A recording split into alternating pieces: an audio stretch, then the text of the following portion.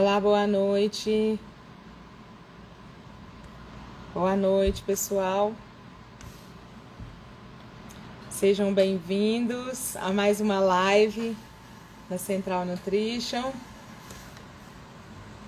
Hoje vamos falar de um assunto mega interessante.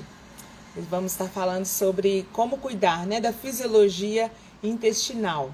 E isso como vai mudar a sua vida. Vocês vão amar esse assunto. Estaremos com o Dr. Vitor Hugo. Já vou ver se ele já entrou aqui para eu convidar ele, só um momentinho.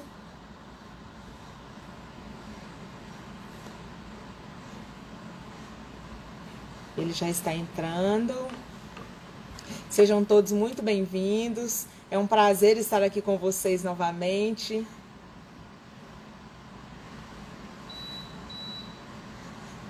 Seja bem-vinda, Mariane, Fábio, Maurício, Flávia, todos vocês.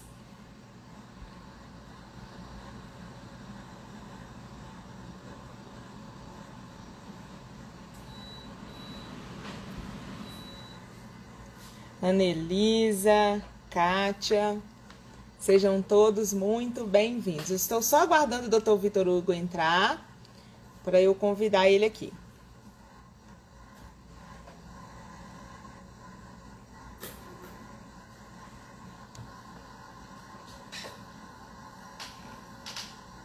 Paloma, Carlos, Bruna, sejam todos bem-vindos.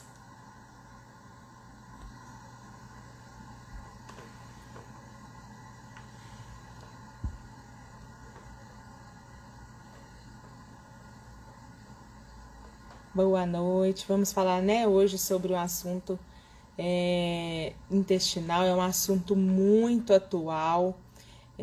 Realmente as pessoas, precisam conhecer sobre o que é o intestino, quais são as doenças que temos hoje, na atualidade do intestino, que são causadas, pelo mau funcionamento do intestino. E hoje nós vamos estar com o Dr. Vitor Hugo. Só um momentinho que eu já chamei ele.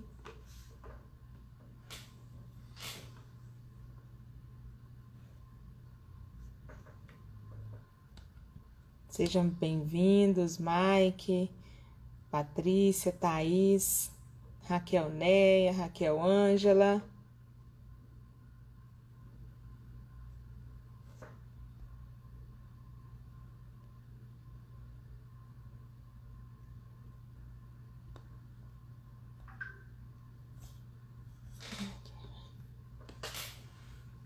Olá, Raul, boa noite. Hoje eu coloquei uma enquete no meu Insta, perguntando sobre se algumas pessoas, conhecem já sobre o que é desbiose, quais são as doenças, que são causadas pelo intestino, o que é leaky gut. Então, muitas pessoas responderam que não sabem. E nessa live, nós vamos aprender tudo isso. Então, fiquem ligadinhos, que hoje nós temos muito conteúdo legal aí pra gente compartilhar. Só um momentinho que o Dr. Vitor Hugo já está entrando.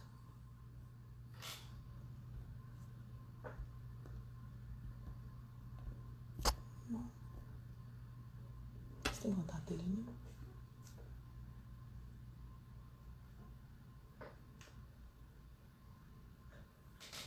Sejam bem-vindos mais uma vez. Você tem contato dele?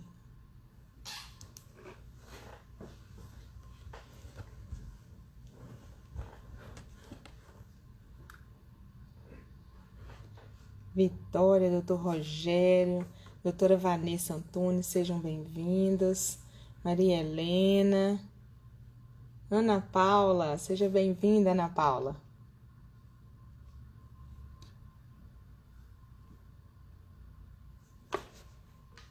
Ivone, boa noite.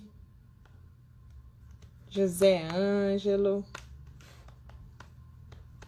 É muito bom receber vocês aqui novamente. Teremos um conteúdo top.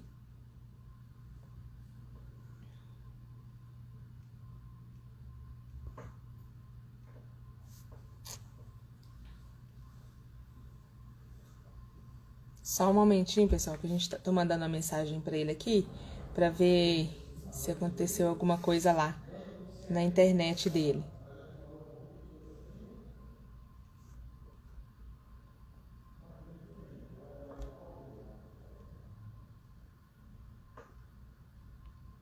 Só um momentinho, tá, pessoal?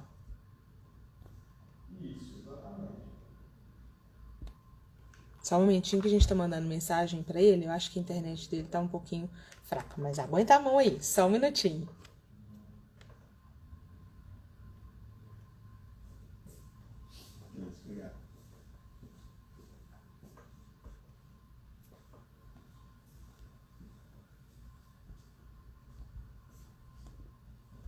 Sim, agora ele está entrando.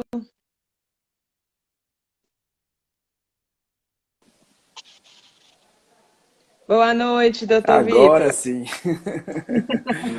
Boa noite, Marisângela. Boa noite, todo mundo. Desculpe a demora. Eu tava no lugar errado, na verdade. Eu tava no perfil da Central Nutrition Brasil mesmo, mas aí a notificação tinha sido recebida em outro lugar, né? No coraçãozinho. Aí eu não tinha visto. Mas Não, sem estamos problema. aqui, enfim. Sem problema, mas tá tudo bem, né?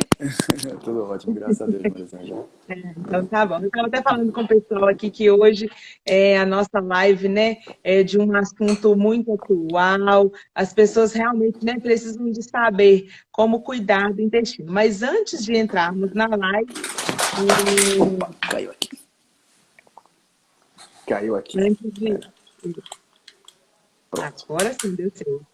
Eu falei, antes de entrarmos, né, diretamente no assunto, gostaria, né, que você se apresentasse, né, porque nós sabemos que você é um médico bem atual, é professor na faculdade de Uhum. medicina. Então, se apresente para as pessoas que estão nos assistindo.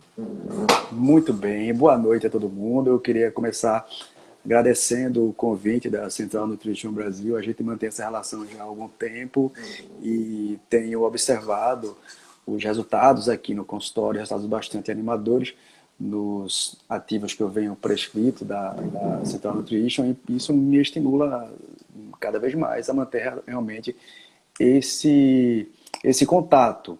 Isso é um grande diferencial, né, no nosso trabalho. Não se trata somente de prescrever nutrientes, de recomendar ativos, trata-se de formar uma cadeia mesmo que leve o paciente à melhora do seu quadro clínico.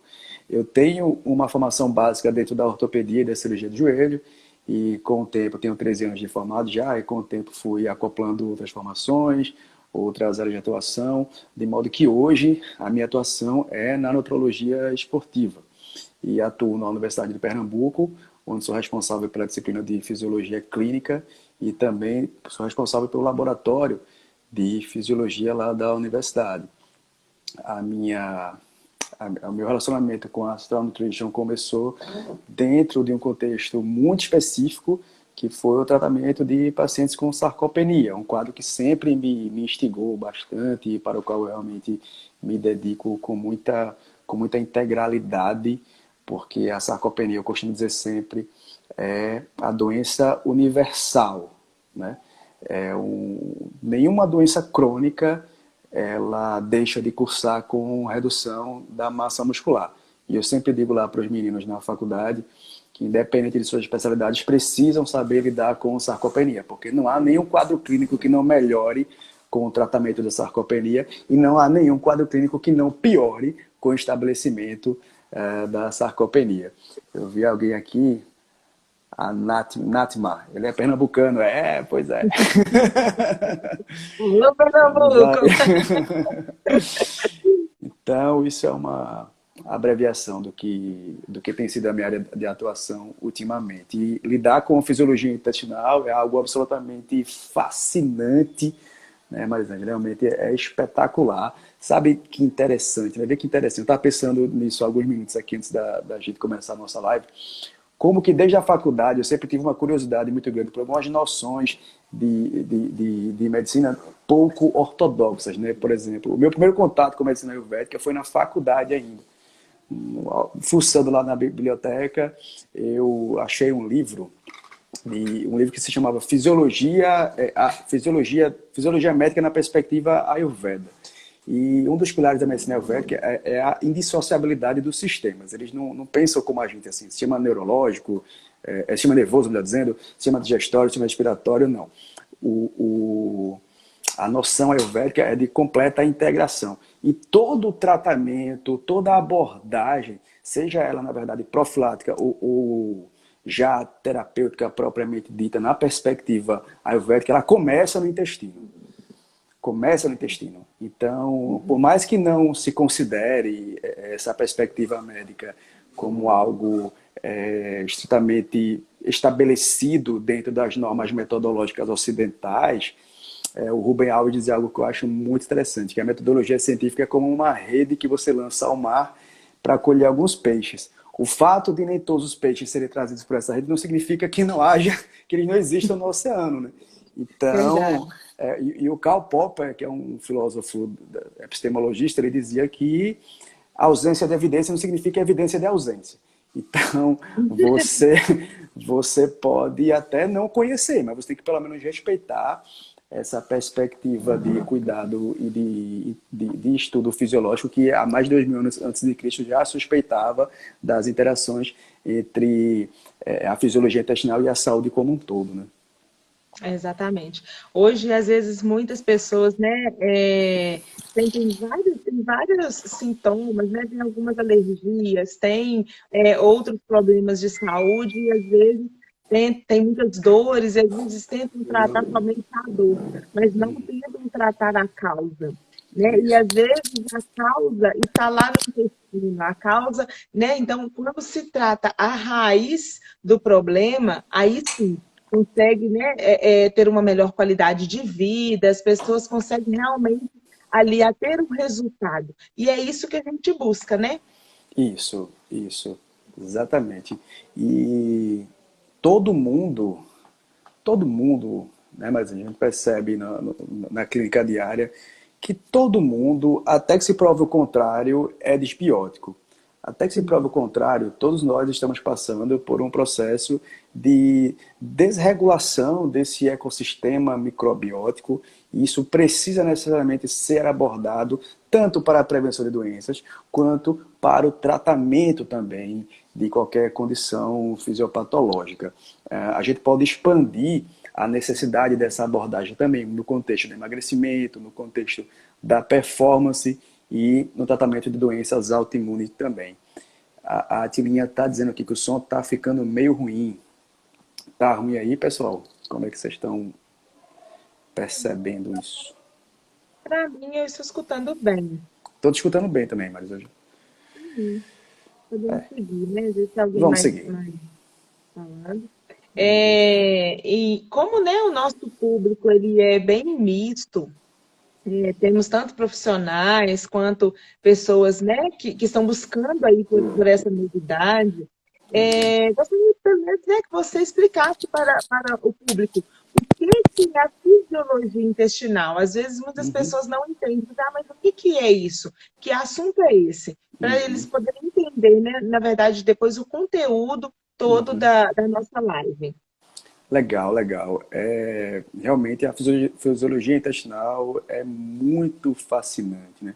Como é que a gente pode abordar isso de maneira resumida e facilmente depreensível por qualquer pessoa que esteja nos assistindo? Até porque, Marisa, eu costumo dizer que se eu não consigo tornar de fácil compreensão conceitos mais sofisticados de fisiologia, é porque nem eu entendi.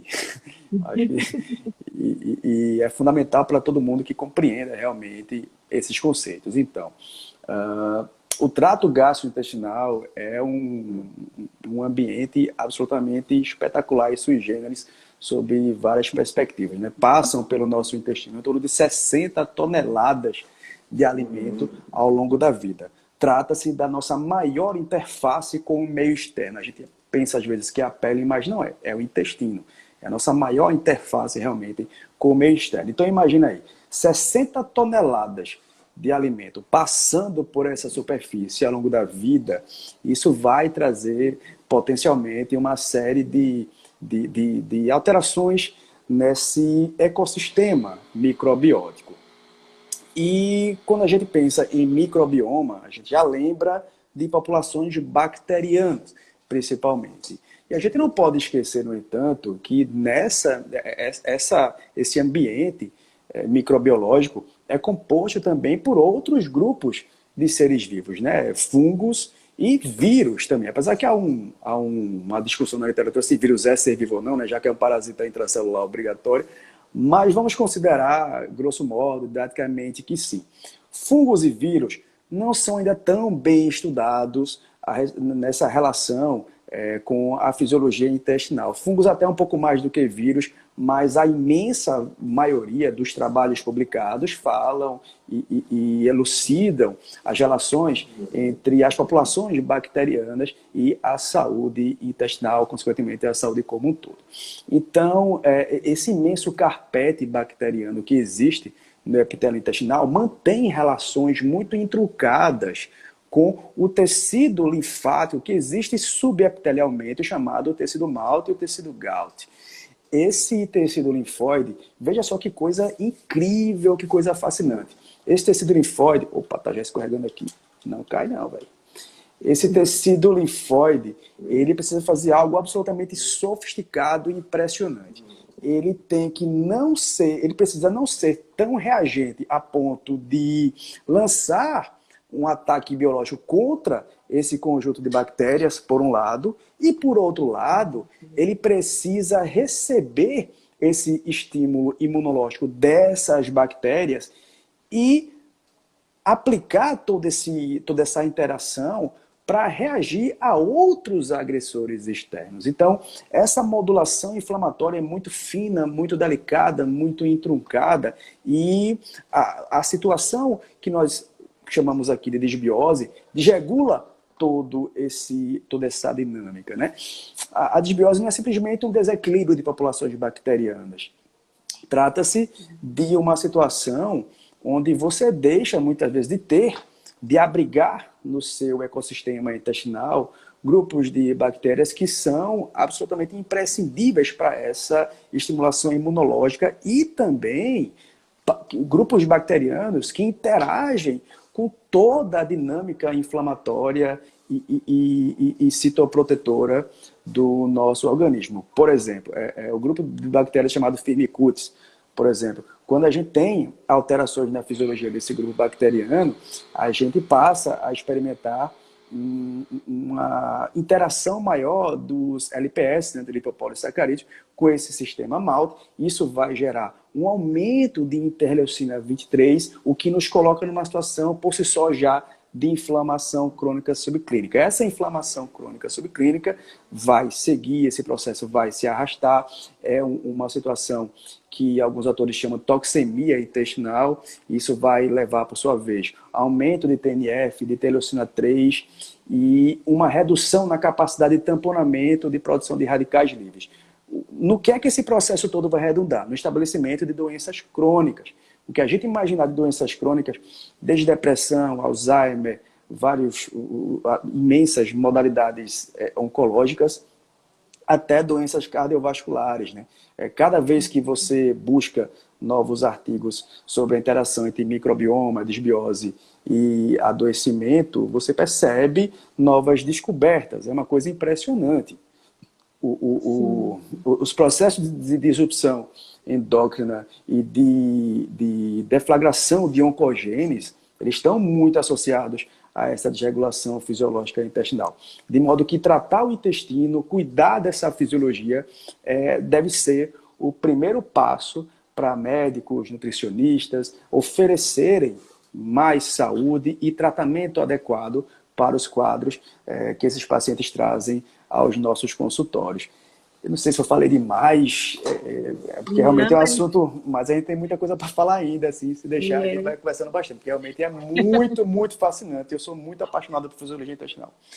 Sim, não, e você falou o necessário, né, para as pessoas realmente entenderem, né, sobre o que é o assunto. Porque, às vezes, né, um problema intestinal não é só lá no intestino, vai desde que, no momento em que nós colocamos o alimento na boca, né? Começa Uhum, ali, aí depois vem a digestão, absorção, excreção. Então, desde quando nós colocamos o alimento na boca, aí já começa, né? uhum, Todo essa fisiologia, são os processos, né?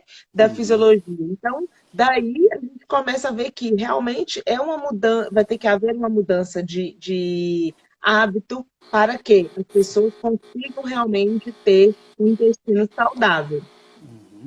E é importante a gente deixar bem claro, né, Marisa, porque que, até que se prova o contrário, toda pessoa que chega ao nosso consultório, ela é uma pessoa desbiótica. Muitas vezes, a anamnese cessa nas perguntas sobre o ritmo intestinal. Aí, se a pessoa não se declara constipada, isso não é suficiente para você deixar de cuidar desse intestino. Até porque a maioria das pessoas não sabe de fato o que é constipação. Se você defeca todos os dias, mas se você não percebe que você deixou tudo ali naquele ato, se você não percebe, e veja só que interessante, quando você esvazia totalmente a ampola retal, há uma sensação realmente de prazer mesmo, porque essa serotonina que é produzida no intestino, ela causa um relaxamento das camadas transversas circulares de todo o intestino, que provoca uma sensação de muito bem-estar. Se você não sente isso todos os dias quando defeca, você, a rigor, é uma pessoa constipada. E isso é um dado clínico sensível e específico para a desbiose. Então, mas por mais que a pessoa não, mais que a pessoa tenha todos os dados clínicos para você excluir essa situação de constipação, isso não significa que ela não seja desbiótica, por uma razão muito simples. Durante a nossa vida, a gente ataca de maneira muito sistemática o nosso microbioma, do nascimento ao dia que a pessoa se apresenta no teu consultório. Então, vamos lá. Como é que a gente constitui uma microbiota saudável? Primeiro, nascendo pelo canal do parto. Até o primeiro ano de vida, a microbiota intestinal da criança é quase que idêntica à vaginal da mãe. A partir daí é que começam a haver as outras interações que vão redundar no ambiente microbiótico da vida adulta mesmo. A segunda chance de ter uma microbiota saudável é recebendo aleitamento materno. Só que, veja, por mais que você tenha essas duas prerrogativas, durante a vida, as agressões sistemáticas que essa microbiota sofre, elas são muito corriqueiras na população. Então, por exemplo, começando do mais óbvio, alimentação inadequada. Alimentação rica em processados, ultraprocessados e carboidratos refinados vão gerar compostos avançados de glicação, vão desequilibrar de maneira bastante contundente essa microbiota intestinal, favorecer o crescimento de grupos bacterianos patogênicos como Clostridium, por exemplo. Que a gente, quando se fala em Clostridium, pensa sempre em Clostridium difficile, mas veja, existe toda uma família de Clostridium que não vai gerar uma toxemia tão grave quanto o Clostridium difficile, mas vai causar sim um aumento de produção de interleucina 23 e, consequentemente, inflamação crônica. De modo que isso deve sim ser investigado, deve sim receber esse cuidado. Outro fator também que leva as pessoas a serem essencialmente desbióticas é justamente a facilidade com que as pessoas, o costume, né, o hábito, lamentavelmente, de se automedicar, de tomar tanta medicação. Né?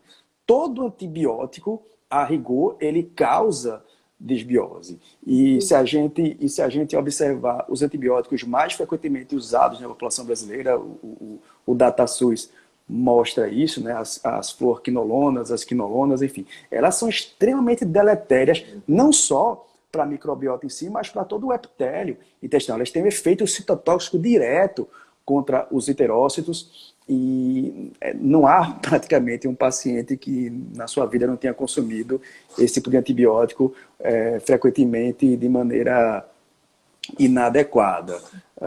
E outro fator também que causa desbiose de maneira bastante inequívoca é o próprio estresse. Aí veja só que interessante, né, Marisa? O chamado eixo intestino-cérebro, ele é absurdamente dialético. Não é, quando a gente pensa em eixo intestino-cérebro, a gente tem que lembrar sempre que isso é uma grande avenida. O nervo vago, que inerva lá todo o trato gastrointestinal, ele desce ali bem juntinho do esôfago, passa pelo hiato esofágico e vai emitindo ramos do estômago até a ampola retal. Ele vai realmente inervar todas as alças intestinais, todo esse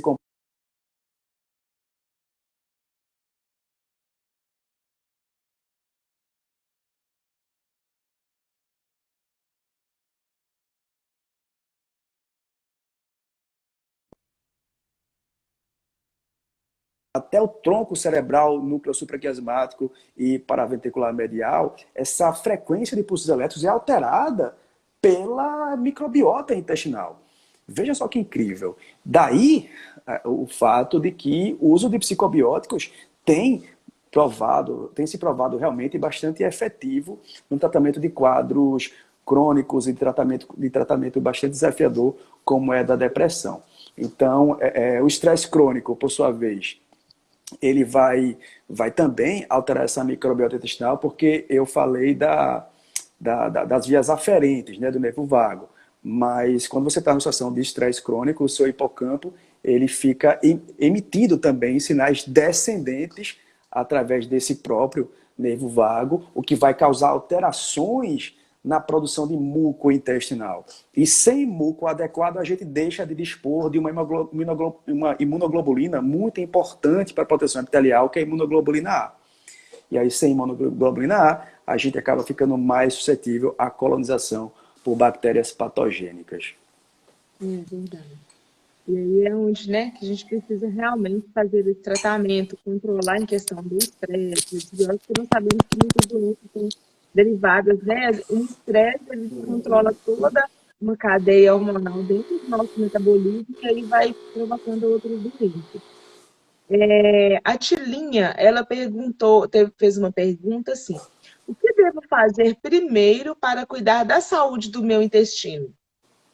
Pronto, muito bem, Tininha. Primeira coisa é eximir a sua alimentação de compostos que vão danificar, que vão prejudicar a sua fisiologia intestinal. Falamos aqui dos principais: processados, ultraprocessados e açúcar. Você fazendo isso já ajuda bastante no seu funcionamento intestinal, tá bom, Tininha? Esse é o primeiro passo. É o que no protocolo 6R nós chamamos de remover, né? Comece removendo esses agentes agressores. Ainda dentro do primeiro passo, o que você precisa remover também?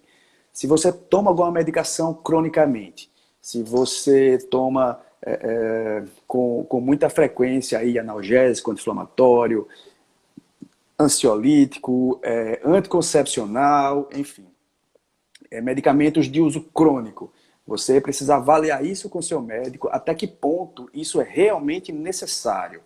E uma vez detectada a possibilidade de uma abordagem terapêutica por outra estratégia, aí também você precisa remover esses fármacos, porque são agentes diretamente agressores da fisiologia intestinal. Então, o primeiro passo, Tilinha, passando a régua, é remover. Remover alimentos agressores, como eu falei, processados, ultraprocessados, açúcar, e remover medicação de uso contínuo que seja possível, né? Porque tem medicação de uso contínuo que não dá para remover, senão as complicações clínicas são bastante graves.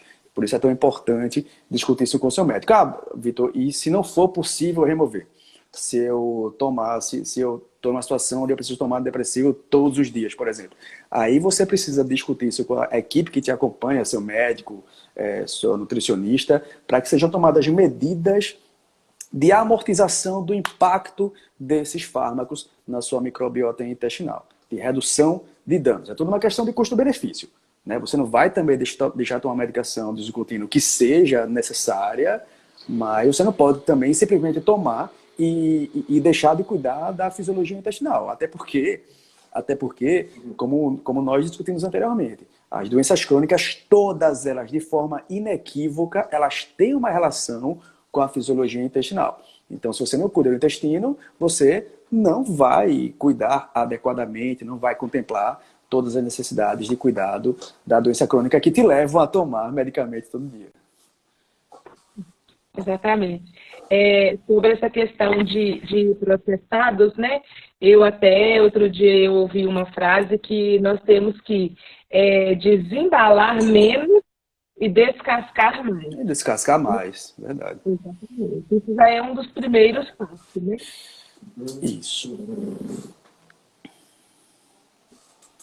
Uma outra pergunta, né, da Jerusa, ela perguntou: iogurtes com lactobacilos vivos realmente funcionam para regular o trânsito intestinal? Entendendo que passam pelo ácido do estômago antes de atingir o intestino. Verusca foi, mas eu não vi. Jerusa tá aí. Jerusa. Isso. Aqui, pronto. Iogurtes com lactobacillus realmente funcionam para regular o trânsito intestinal, estendendo que passa pelo ácido. Ah, legal, Jerusa. Então, muito cuidado com esses produtos, porque, veja, se por um lado eles possuem bactérias que são favorecedoras da fisiologia intestinal, por outro, eles também possuem alguns elementos que são bastante danosos, principalmente açúcar, né? Então, esses frasquinhos pequenininhos, né, que tem esses produtos, não vou falar o nome, mas eles têm bastante açúcar, né? Então não faz tanto sentido. Até porque, veja só, essa pergunta de Jerusa é muito legal, porque a gente consegue expandir esse questionamento dela.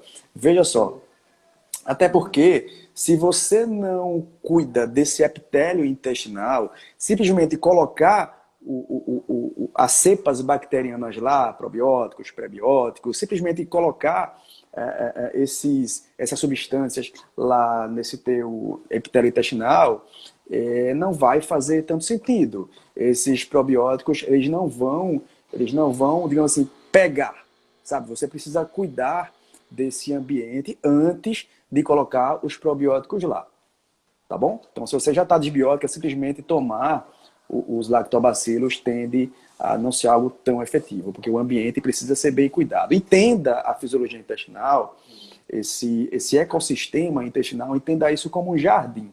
E é curioso que se você observar essa vastidão de seres vivos que habitam o nosso intestino na microscopia eletrônica, parece realmente um jardim, não é à toa que se chama flora intestinal, porque realmente são muitas cores, são muitas formas, realmente é uma imagem muito bonita. Então, imagina que o epitélio intestinal é como o solo desse jardim. Você precisa cuidar desse solo antes de jogar lá as sementes, senão elas não vão germinar. Exatamente. Aí é onde entra o guarda, né? O guarda, eu sei que você vai estar falando sobre isso no finalzinho, mas o guarda ele é realmente um suplemento que vai ajudar nesse tratamento do remover, né? E de ajudar a relocar para poder depois entrar com os probióticos. Isso, o Guardian tem essa vantagem, realmente é uma ferramenta incrível. Eu queria destacar aqui do Guardian 2 componentes dele. Primeiro, a cisteína. Tá? A cisteína é um derivado da homocisteína e para que haja essa transformação, essa metabolização, a gente tem que lembrar que precisamos oferecer também bons aportes de vitamina B12 também para o paciente, para que haja essa metabolização de forma adequada. E, enfim, a cisteína que o Guardian contém, ela é maravilhosa nesse contexto, porque atua como precursor de enzimas, né, do sistema CYP450 que vão favorecer essa detoxificação no mecanismo de segunda passagem hepatointestinal. E um outro aspecto também muito interessante do Guardian é o que ele tem de glicina também. Glicina é um aminoácido mais simples do nosso organismo e que está aí na cadeia metabólica da glutationa, que é um complexo enzimático também espetacular e absolutamente fundamental para o tamponamento de radicais livres. Também a literatura aponta que a glicina ela promove uma atenuação da estimulação do que a gente mencionou lá antes no começo da nossa conversa, né? do sistema MALT-GALT pelos LPS, lipopolisacárides de cepas bacterianas nocivas. Isso é espetacular porque inibe a produção de interleucina 3, que é precursora aí nessa rota metabólica toda da interleucina 23, e aumenta a produção, né? A glicina faz isso, tem trabalhos in vitro, in vivo, né? Mostrando a repercussão clínica desse aumento. Ela promove um aumento de interleucina 10, que é uma interleucina bastante anti-inflamatória. De modo que é sim uma estratégia excelente. Tenho usado nos meus pacientes e o resultado que eu tenho encontrado aqui realmente é muito bom. A gente consegue introduzir de maneira mais eficiente o Guardian no passo lá do reparo, né? Do reparo desse epitélio intestinal. Sim, sim. E sabemos, né, que quando acontece esse reparo, né, do epitélio intestinal, o intestino começa a funcionar normalmente, aí sim, a absorção dos minerais, das vitaminas, né, do alimento em si, realmente aí sim começa a fazer um efeito dos outros suplementos, né, que a pessoa precisa estar tomando ou alimentando. Isso, exatamente. Alguém mencionou aqui a kombucha. Ó, a doutora Luciana Vilas está aqui. Lu, beijão, Lu. Uma honra, Lu, te ter aqui nessa live. Lua Dermato, lá de São Paulo, profissional espetacular, uma grande amiga também. Mas alguém comentou sobre a kombucha lá atrás. É uma lógica semelhante à dos lactobacilos e probióticos em geral. Do ponto de vista conceitual, a kombucha é uma bebida realmente favorecedora da fisiologia intestinal. Existem bons trabalhos mencionando isso, a sua ingestão é bastante segura, existe também uma associação do seu consumo com a redução da resistência insulínica. No entanto, veja só, é muito importante, sendo a disbiose um problema crônico, sendo a disbiose uma situação que você constrói ao longo da sua vida, não é simplesmente com uma ferramenta que você vai resolver tudo isso. Por isso que existe um passo a passo, né? O protocolo 6S. Então, primeiro a gente remove o que está prejudicando essa fisiologia intestinal, como alimentos ultraprocessados, açúcar, enfim, estresse crônico. Depois a gente faz o repovoamento. Depois a gente faz uma ação também dessa fisiologia intestinal, a gente introduz enzimas digestivas, a gente regula o pH intestinal, que frequentemente está bastante debelado pelo uso de omeprazol, pantoprazol, enfim, esses medicamentos inibidores de bomba de prótons que são tão utilizados. Depois a gente reequilibra essa microbiota intestinal, essa fisiologia intestinal como um todo. Depois a gente reavalia. Aí esse tempo de reavaliação depende de cada caso, né? 1 mês, 3 meses, 5 meses, 6 meses, enfim. No máximo 6 meses, né? Mas geralmente eu reavalio em torno de 2 meses e terminado o protocolo. Então todo esse contexto ele deve ser contemplado para que a gente consiga, de fato, uma intervenção mais contundente nessa fisiologia intestinal. Exatamente. Antes de falarmos, né, quais são as doenças, né, causadas pelo leaky gut, que está, né, no nosso cronograma, teve uma pergunta que eu fez. Você poderia falar sobre o uso de nucleotídeos e lactoferrina para a saúde intestinal? Legal, muito boa, Simone, muito boa. Os nucleotídeos, eles vão ter uma importância muito bem documentada na literatura, na medida em que esse passo da reptilização intestinal, ele demanda um aumento de turnover enterocitário, ou seja, a gente precisa favorecer uma troca de células intestinais para que a gente consiga resolver a desbiose do nosso paciente. Então, quando a gente suplementa com nucleotídeos, a gente está cuidando da replicação celular, que exige, para que ocorra, processos de mitose, né? Então é muito importante que haja realmente essa suplementação de nucleotídeos para que a gente tenha subsídios adequados para essas mitoses, para DNA, porque sem isso a gente não tem novas células, né? E a lactoferrina, ela vai atuar modulando também, inibindo também a produção de citocinas inflamatórias através da atenuação do estímulo do tecido malte, como eu mencionei, que existe lá por baixo do epitélio intestinal. A lactoferrina promove essa ação. Porque se você só suplementa nucleotídeo, mas não modular esse processo inflamatório, você tende a não ter um direcionamento desses nucleotídeos para a rota metabólica do turnover celular. Quando a gente está numa situação de leaky gut syndrome, como a Marisane mencionou, de síndrome do intestino gotejante, você tem uma estimulação tão frequente aí desse epitélio intestinal que todo o arcabouço metabólico intestinal vai acabar sendo utilizado, sendo debelado realmente por esse processo. Então, em vez de você receber uma estimulação por sistema malte-galto de maneira gradual, de maneira lenta, porque o intestino está com seus enterócitos todos grudados, quando você tem espaços grandes entre esses enterócitos, aquelas macromoléculas passam o tempo inteiro, transitam por esse espaço. Há, inclusive, translocação bacteriana, inclusive isso é uma causa comum de infecção urinária de recorrência em mulheres, né? Translocação de Escherichia coli para o epitélio geniturinário.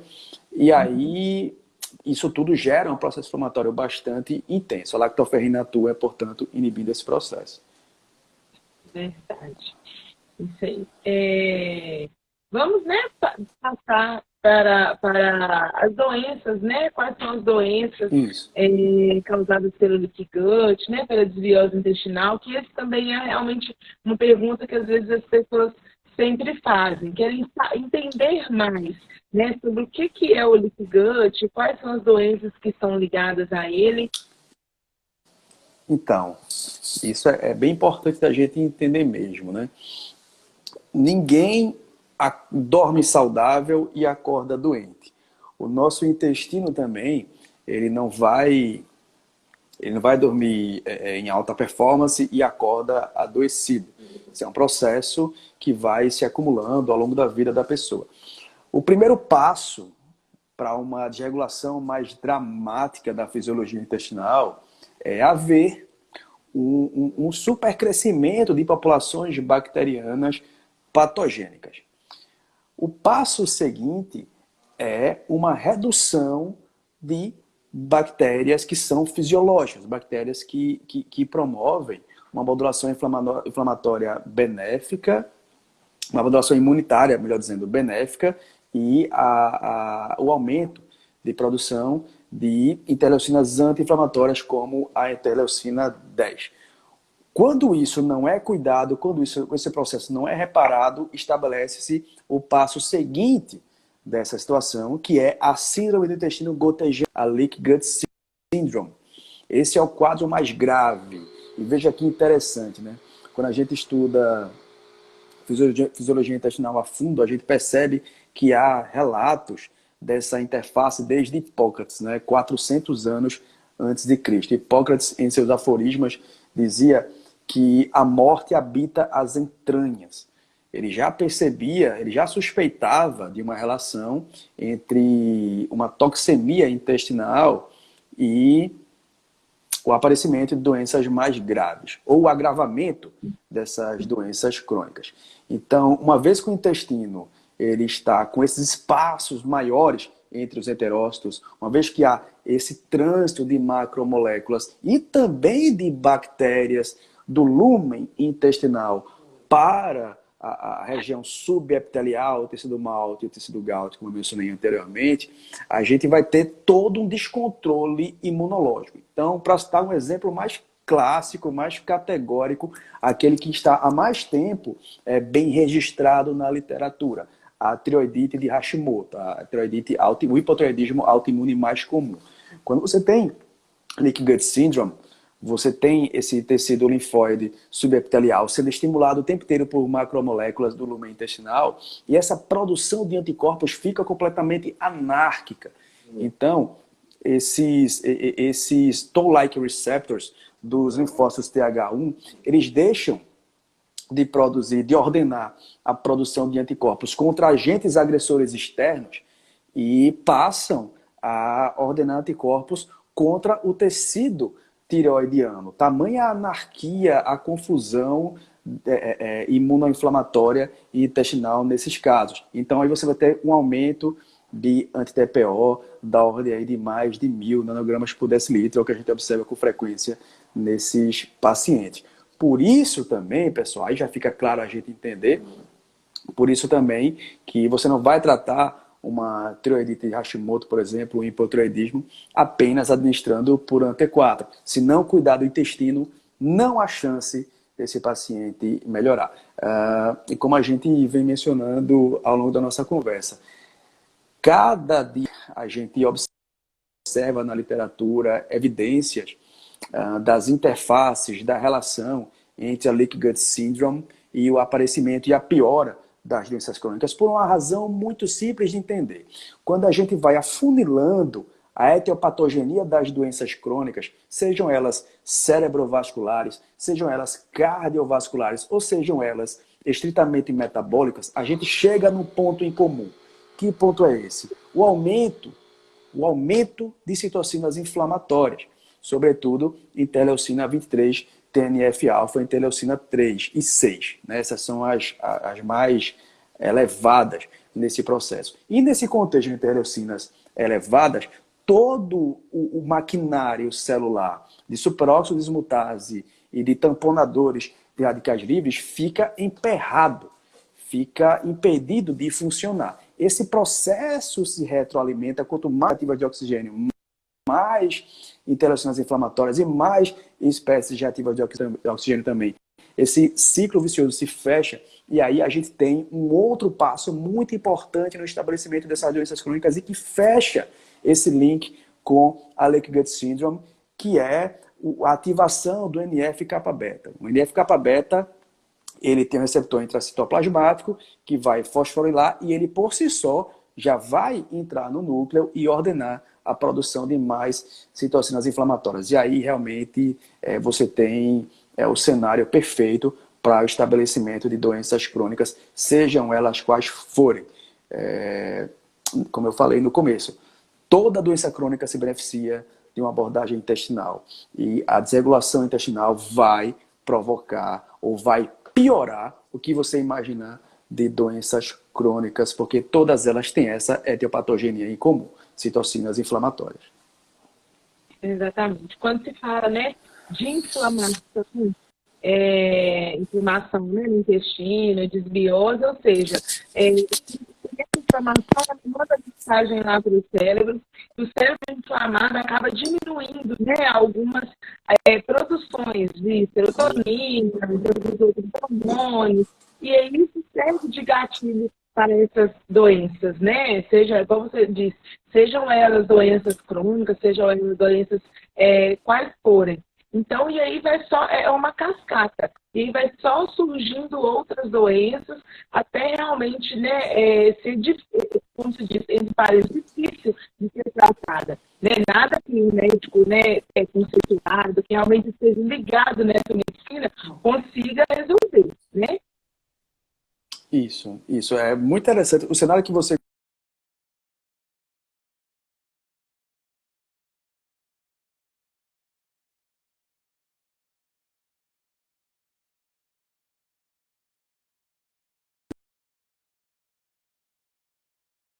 a esse respeito. A depressão é uma doença essencialmente de neuroinflamação. Essa neuroinflamação tem origem também intestinal. Em pacientes que não têm origem intestinal, ela tem uma perpetuação por essa desregulação, por essa desbiose, por essa Leaky Gut Syndrome. Então, se você não aborda isso, se você faz o tratamento estritamente farmacológico, é importante, mas não pode ser tão unidirecional assim. Se você simplesmente toma só medicação, você não só não vai atuar em todo esse mecanismo neuroinflamatório, como vai piorar ainda mais a sua fisiologia intestinal por enterotoxicidade direta. E aí você fica mais desbiótico, fica mais refratário ao tratamento, toma mais medicamentos, em posologias mais agressivas, piora a sua fisiologia intestinal, piora a sua inflamação e entra nessa espiral absolutamente adoecedora. Se isso está acontecendo com você, ou se você conhece alguém que tem qualquer doença crônica, e não está passando por um cuidado intestinal, eu digo categoricamente que esse tratamento está sendo insuficiente, que isso não vai levar à melhora do status clínico desse paciente. Exatamente. Só mesmo para né, para algumas pessoas que às vezes podem pensar assim, ah, mas quais são essas doenças crônicas, né? A gente pode citar algumas, né? Como alteração do Então, humor, doenças respiratórias, autismo, entre outras, alergias. claro, a hipertensão também, sabe? Uhum. Hipertensão também. Por muito tempo, acreditou-se que a hipertensão era um transtorno relacionado somente ao aumento de sódio na dieta, tá, aquela coisa toda. Veja, a desregulação do mecanismo de renina, angiotensina, aldosterona, claro que é muito importante na fisiopatologia da hipertensão, mas a a oxidação do endotélio, ela é muito mais importante do que isso. E esse processo oxidativo endotelial é completamente relacionado à desbiose. Então, depressão, hipertensão, diabetes, ansiedade, como você mencionou, Marisângela, autismo. Existem alguns trabalhos, vê só que coisa incrível, né? Existem alguns trabalhos mais recentes mostrando também uma alteração dessa microbiota intestinal em pacientes esquizofrênicos também, que é um quadro dentro da psiquiatria extremamente desafiador. E eu vou colocando aqui a minha experiência clínica. Eu acompanho muitos pacientes de fibromialgia. Provavelmente são os pacientes, a vastidão que eu tenho de pacientes realmente são pacientes fibromialgicos, que eu trago ainda de quando atuava como ortopedista para essa abordagem agora metabólica, global, holística, integradora. E a microbiota de pacientes fibromialgicos é completamente distinta de pacientes, digamos assim, grupo controle. Saiu um trabalho na PEN ano passado que confirmou isso que já suspeitávamos, né? Que essa microbiota realmente é bastante deficiente de entronolactonas, por exemplo, que são substâncias absolutamente necessárias para a modulação intestinal, para a modulação inflamatória intestinal. Então, fibromialgia também é um quadro estritamente associado a essa microbiota desregulada. Verdade. A gente, né, tem visto muitas doenças, igual a doutora Então, Jussara, a ela senhora até fala explicou também endometriose. endometriose. Uhum. Endometriose, doutora Jussara, muito bem lembrado, muito bem lembrado. Endometriose é um quadro muito associado à desbiose. Cuidar do intestino é absolutamente imprescindível para levar a melhor qualidade de vida a essas pacientes. Precisamos lembrar que a endometriose é também uma doença oxidativa. A produção de prostaglandinas nessas pacientes, ela é bastante inibida justamente por esse cuidado intestinal. Portanto, a dor acaba sim diminuindo, o status clínico melhora bastante com o cuidado na fisiologia intestinal. Muito bem lembrado pela doutora Jussara. Isso. Tânia Medeiros, ela falou assim, eu tenho tiroidite de Hashimoto e lúpus, intestino inflamado e pangastrite. Pois é, Tânia, vai ser absolutamente transformador para a sua vida cuidar do intestino, tá bom? Busca um tratamento, busca uma equipe que cuide disso para ti, busca nutricionista, busca médicos aí que tenham essa compreensão. Tireoidite Hashimoto a gente já discorreu bastante aqui como é que é toda essa fisiopatologia. E lúpus, então, né? Nossa, tem alguns pacientes de lúpus também que eu trouxe também da ortopedia para essa abordagem integral. E doenças autoimunes articulares, nossa, mas elas são assim muito transformadas por essa abordagem. Veja só que coisa incrível. A interleucina inflamatória mais produzida na desbiose é a interleucina 23. E essa interleucina 23, ela tem uma relação direta de proporcionalidade com a interleucina 8. E essa interleucina 8, ela é bastante lesiva para os condrócitos, que são as células de cartilagem articular. E sabemos que o lúpus traz um dano articular bastante grave, uma dor articular bastante severa.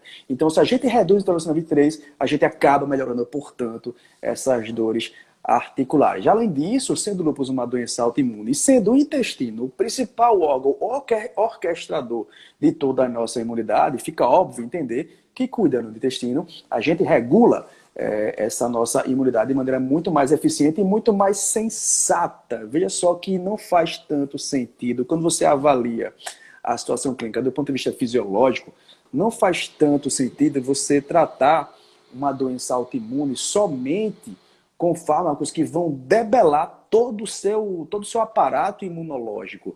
Você não vai ficar apto mais a atacar o seu próprio organismo, suas próprias articulações, seu próprio coração, seu próprio cérebro e pulmões, como acontece na lúpus, mas você também não vai conseguir se defender de agressores externos.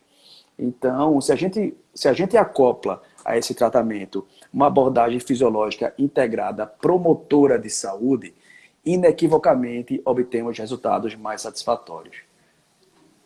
Verdade. Tem muitas pessoas, né, colocando aí guardia, guardia.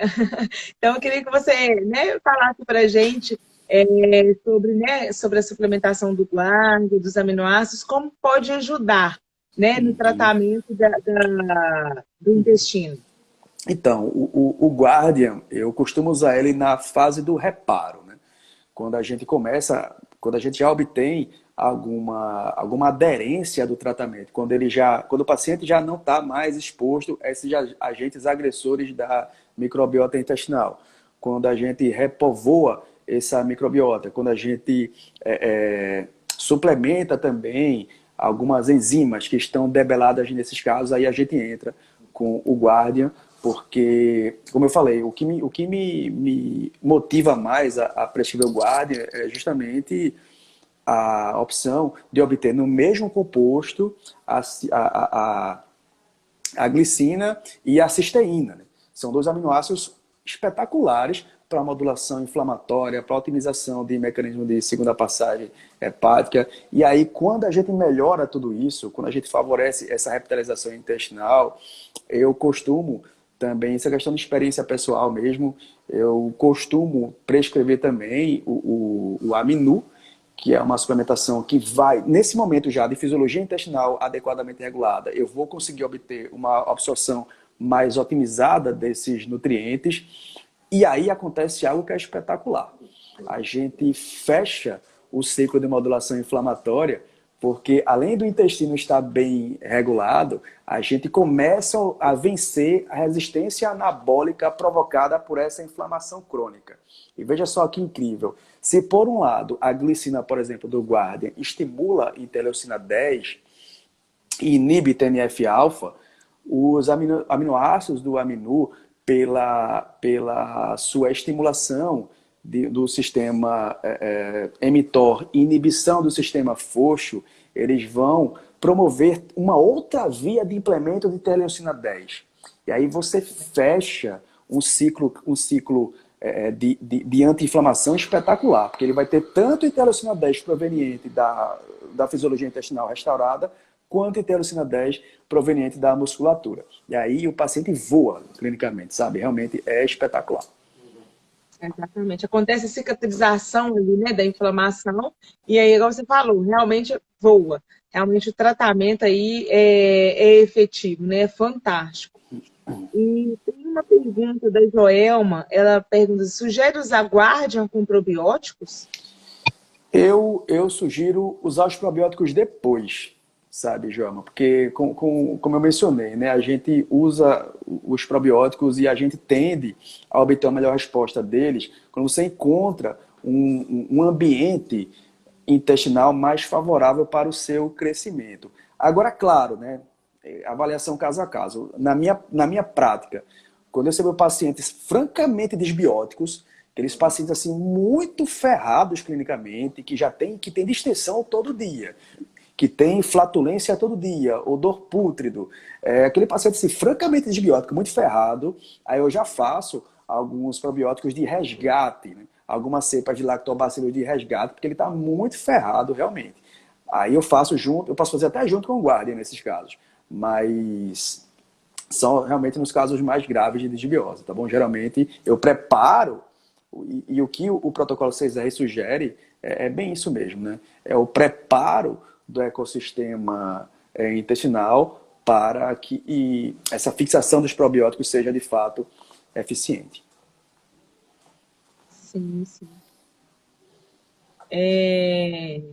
A gente, né, já está acabando o nosso tempo, é uma pena. Pena. É uma pena.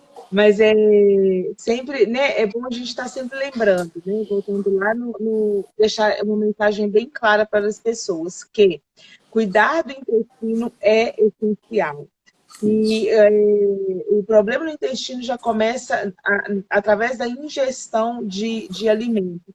Então, quando a gente ingere alimentos saudáveis, suplementos adequados, a probabilidade de termos uma qualidade de vida melhor é muito maior, né? Então, sempre deixar essa mensagem. E outro lembrete, desembalar menos e descascar mais. Isso aí. Né? Esse é um dos gatilhos que nós temos que estar sempre lembrando as pessoas. Isso aí. Mais alguma consideração? Eu queria só comentar um pouquinho essa dúvida aqui da Sandra Stephanie Nutri, Dieta Low FODMAPs. Low FODMAPs é uma estratégia excelente para a desbiose. Excelente. E ela tem uma particularidade que eu acho sensacional, que é de conseguir educar o paciente para a sua individualidade biológica. Eu passo muito por isso justamente com meus pacientes de fibromialgia mesmo. Né? Muitas vezes ficam perplexos.